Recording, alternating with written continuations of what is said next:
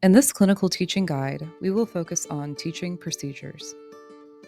Technical skill can be challenging to learn, as it is quite different from teaching clinical knowledge. Learning technical skills can be difficult because it takes time and practice to be proficient.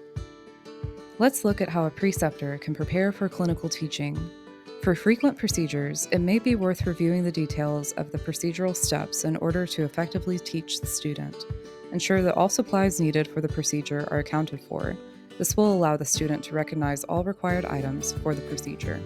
Let's look at how a student can prepare for clinical teaching.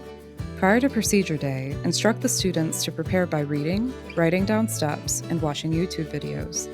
Ask the student to explain the procedure to you before starting. Use this time to fill in knowledge gaps as needed. Don't forget to allow the students to participate in the paperwork elements of technical procedures, such as patient consent and procedural documentation. Let's look at the role of the student as an observer during the procedure. Observation is the best place to start.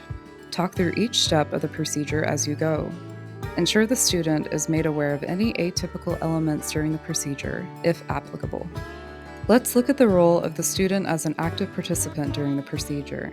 After observing multiple procedures, it's time for the student to spread their wings a bit.